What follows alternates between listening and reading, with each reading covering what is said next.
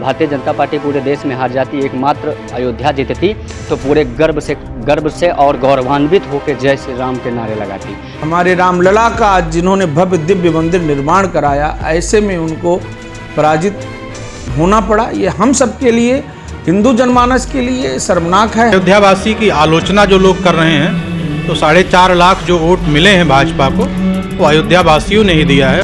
और अब जो प्रत्याशी है वो अयोध्या की तरफ झांकेगा भी नहीं। लोकसभा चुनाव 2024 के नतीजे के बाद केंद्र में एक बार फिर नरेंद्र मोदी के नेतृत्व में एनडीए की सरकार बनने जा रही है, पर ऐसे कई क्षेत्र हैं जहां बीजेपी को एक बड़ी हार देखने को मिली है और इन्हीं क्षेत्रों में से सबसे चर्चित क्षेत्र है फैजाबाद। आपको बता दें कि फैजाबाद लोकसभा सीट के तहत ही अयोध्या शहर आता है।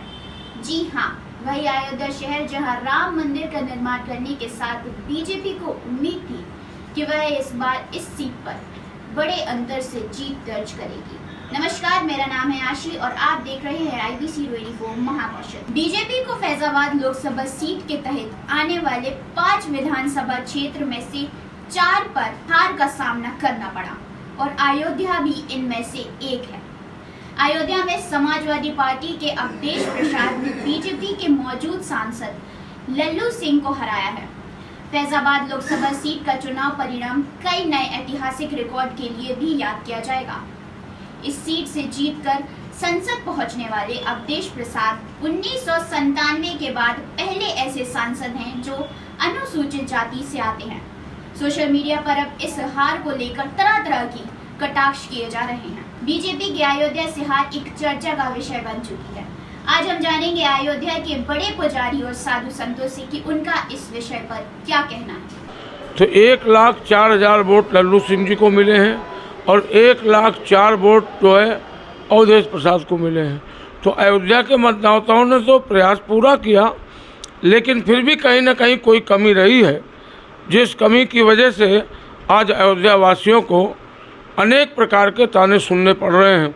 हम सनातनी नहीं हैं, हम विधर्मी हैं, आदि आदि इस प्रकार के वातावरण लोग फेसबुक पर और यूट्यूब पर अपने अपने भड़ास निकाल रहे हैं। ठीक है, स्वाभाविक है।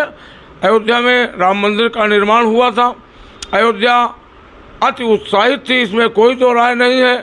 लेकिन अब ये कहाँ से कमी रह गई, राजनीतिज्ञ लोगों को मंथन करने का विषय है।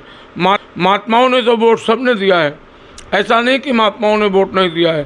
संत महात्मा जो भी हैं उन सब लोगों ने वोट भारतीय जनता पार्टी को राम मंदिर के पक्ष में किया, इसमें कोई दो राय नहीं। जो लोग गृहस्थ लोग हैं, किसी की दुकान टूटी, किसी का मकान टूटा, किसी का रास्ता चौड़ा हुआ, इन विषयों पर अगर इन लोगों ने वोट नहीं दिया तो ये उनके लिए दुर्भाग्यपूर्ण है, क्योंकि अयोध्या के चौड़ीकरण के बाद अयोध्या का विकास दिखाई पड़ रहा है।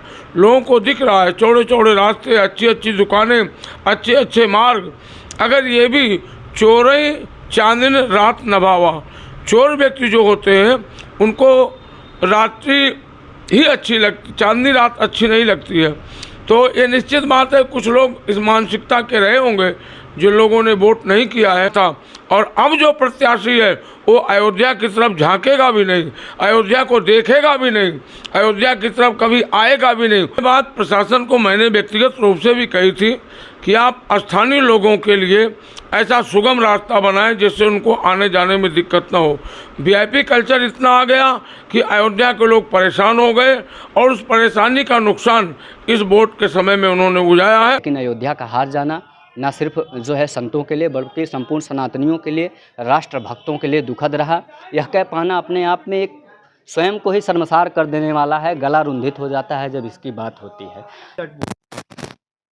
जनक रहा और विशेषतया अयोध्या की जो सीट भारतीय जनता पार्टी हार गई, जबकि नरेंद्र मोदी जी के नेतृत्व में, हमारे उत्तर प्रदेश के माननीय मुख्यमंत्री आदित्यनाथ योगी जी महाराज जी के नेतृत्व में भव्य और दिव्य राम मंदिर, जिसके लिए सतत 500 वर्षों तक हिंदुओं ने अपने आप को आहूत कर दिया। उसके बाद जब भव्य दिव्य राम मंदिर बना, उद्घाटन हुआ, देश विदेश के विशिष्ट अतिथि गणमान्य लोग जो कभी भारत आते भी नहीं थे, उन लोगों के माध्यम से और उनके कर कमलों द्वारा अयोध्या का जो संपूर्ण रूप से कह सकते हैं सर्वांगीण विकास राम मंदिर के साथ हुआ है, उसके बाद भी अयोध्या का सीट हार जाना निश्चित ही दुर्भाग्यजनक रहा। उसमें कई सारे फैक्ट रहे मैं अगर आध्यात्मिक चर्चा करूं आपसे तो अयोध्या ने त्रेता काल से ही मंथरा को पाला है, इसीलिए भगवान राम को 14 वर्ष का वनवास हुआ था।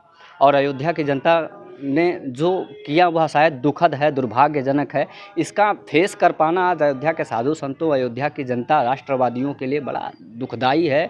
जिस प्रकार से फजीहत हुई है पूरे भारतवर्ष में, मैं कहता हूँ, मैं मानता हूँ कि अगर भारतीय जनता पार्टी पूरे देश में हार जाती, एकमात्र अयोध्या जीतती, तो पूरे गर्व से और गौरवान्वित होकर जय श्री राम के नारे लगाती। बेहद शर्मनाक है कि श्री अवध धाम में जिस भारतीय जनता पार्टी ने हमारे 500 वर्षीय काले इतिहास को उज्जवल भविष्य के रूप में परिवर्तित किया, अयोध्या को नया आयाम दिया। आदरणीय मुख्यमंत्री योगी आदित्यनाथ जी ने राम की पैड़ी पर भव्य दीपोत्सव के माध्यम से अयोध्या की सड़कों को बढ़िया सुंदर बना करके यहाँ के व्यापारियों को एक सुंदर रोजगार दिया। सारे व्यापारी नाराज थे, इस बात का कष्ट सबके मन में था, लेकिन उसके साथ साथ जो व्यापारियों को व्यापार की अच्छी दिशा भारतीय जनता पार्टी के नाते मिली, उसको व्यापारी गण भूल गए। ऐसा नहीं होना चाहिए और ये बहुत दुखद है कि अवध धाम में, अयोध्या में हमारे रामलला का जिन्होंने भव्य दिव्य मंदिर निर्माण कराया, ऐसे में उनको पराजित होना पड़ा। ये हम सब के लिए, हिंदू जनमानस के लिए शर्मनाक है, हम लोगों के लिए चिंता का विषय है, चिंतन किया। अयोध्या से बीजेपी का हारना ये तो बड़ा दुखद है। हम सब लोग जानते हैं कि भव्य राम मंदिर बना, एयरपोर्ट बना और विकास के नए आयाम गढ़े गए, पर कहीं ना कहीं कुछ ना कुछ कमी रही होगी, जिसके कारण अयोध्या से भाजपा की हार हुई है। मुझे लगता है कि इस पर पार्टी को चिंतन करना चाहिए, मंथन करना चाहिए कि क्या कमी रह गई है जिससे भाजपा अयोध्या से ही हार गई। और अयोध्यावासी की आलोचना जो लोग कर रहे हैं, तो 4.5 लाख जो वोट मिले हैं भाजपा को, वो अयोध्यावासियों ने ही दिया है। केवल अयोध्या विधानसभा नहीं आती है, अयोध्या में 5 विधानसभा आती है। अयोध्या विधानसभा से तो भाजपा ने जीत हासिल ही किया है। ये तो थी साधु संतों की राय, पर राजनीतिक दल खासकर बीजेपी भी इस बात पर मंथन कर रही है। आप भी इस विषय पर अपनी राय देना हमें ना भूलें और ऐसी ही अपडेट्स से जुड़े रहने के लिए हमारे चैनल IBC 24 महाकौशल को सब्सक्राइब करना ना भूलें।